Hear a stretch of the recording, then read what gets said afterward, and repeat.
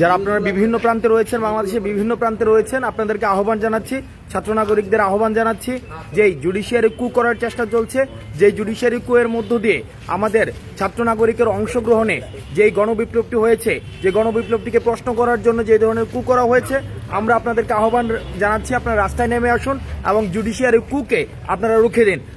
আপনাদেরকে বারবার আহ্বান জানাচ্ছি।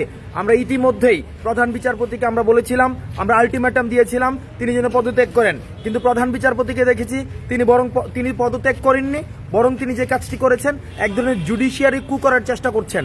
সুতরাং আমরা আমাদের এই পরাজিত শক্তিকে আমরা ছাত্র নাগরিকের অংশগ্রহণে যেই গণবিপ্লবটি হয়েছে, এই গণবিপ্লবটি এখনই শেষ হয়ে যায়নি, বরং সেটিকে রুখে দেওয়ার জন্য বারবার বিভিন্ন মহল থেকে কু করার চেষ্টা হয়েছে, মিলিটারি কু করার চেষ্টা করা হয়েছে, অ্যাডমিনিস্ট্রেটিভ কু করার চেষ্টা করা হয়েছে, এবং আমরা দেখেছি আমাদের বর্তমানে এখনও কু চলছে।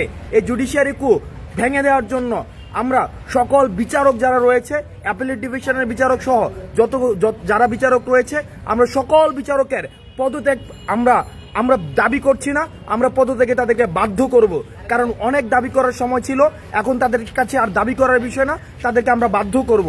এবং বিশ্ববিদ্যালয় প্রত্যেকটি শিক্ষা প্রতিষ্ঠানে যে ধরনের শিক্ষক সমিতি নামে সরকারের একজন স্পোক্স পার্সন রয়েছে, আমরা সেই শিক্ষক সমিতিগুলোকে আমরা ভেঙে দিতে চাই। কারণ এই সব শিক্ষক সমিতি কখনোই শিক্ষার্থীদের কাজে আসেনি, বরং সেগুলো দলীয় লেজুর ভিত্তিক রাজনীতিকে প্রণোদনা দেওয়ার জন্য এবং শিক্ষার্থীদের নৈতিক যে ধরনের অধিকার রয়েছে সেই অধিকারের আন্দোলনকে প্রশ্নবিদ্ধ করার জন্য এবং অধিকারের আন্দোলনকে দমন করার জন্য সবসময় ব্যবহৃত হয়েছে।